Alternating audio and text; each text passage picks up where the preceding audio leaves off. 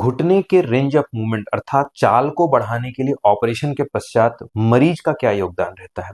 सबसे पहली बात तो जो घुटने का रेंज ऑफ मूवमेंट है, घुटने की जो चाल है वह कुछ चीजों पर आधारित होती है। पहला, ऑपरेशन के पहले उसका रेंज ऑफ मूवमेंट, जॉइंट्स की फ्लेक्सिबिलिटी, मसल्स की एक्टिवनेस, ये बहुत सारे फैक्टर्स हैं जो डिसाइड करते हैं कि ऑपरेशन के पहले और ऑपरेशन के पश्चात आपका रेंज ऑफ मूवमेंट कैसा रहेगा। यदि ऑपरेशन के पूर्व आपका रेंज ऑफ मूवमेंट काफी कम है तो असेसमेंट कर लिया जाता है और उसके पश्चात उसको रीएडजस्ट किया जाता है और साथ ही जो भी रिलीजेस या प्रोसीजर कर लिए जाते हैं तो ऑन टेबल और अर्थात ऑपरेशन के पश्चात ऑपरेशन टेबल पे ही ये डिसाइड हो जाता है कि आपका रेंज ऑफ मूवमेंट कितना अचीव किया जाएगा, जो लगभग एक्सपर्ट हैंड्स में और एक्सपर्टाइज सर्जरी में ऑलमोस्ट नॉर्मल के बराबर ही होती है।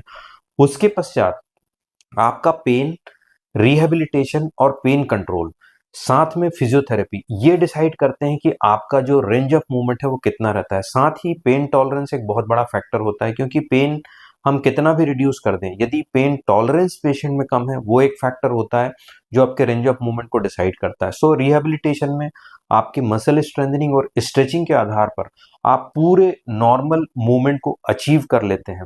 बहुत ही कम केसेस में ऐसा देखा जाता है, कुछ खास प्रकार की बीमारियां होती है जिसे हम आर्थोफाइब्रोसिस कहते हैं, वह एक इडियोपैथिक बीमारी होती है जिसमें जकड़न होने की संभावना होती है। ऐसे केसेस में हम रिजल्ट की गारंटी नहीं दे पाते हैं, but we had publish a paper also on international journals कि आप घुटने के ऑपरेशन के पश्चात जो सबसे फुल रेंज ऑफ मूवमेंट वाले प्रोसीजर्स हैं, जिसमें हम स्क्वाटिंग कहते हैं अर्थात उकड़ू बैठना और पालथी मोड़ना, यह भी बड़ी आसानी से कर सकते हैं। सो रेंज ऑफ मूवमेंट आप फुल अचीव कर सकते हैं प्रोवाइडेड आप रिहेबिलिटेशन प्रोटोकॉल का पूरा पालन करें।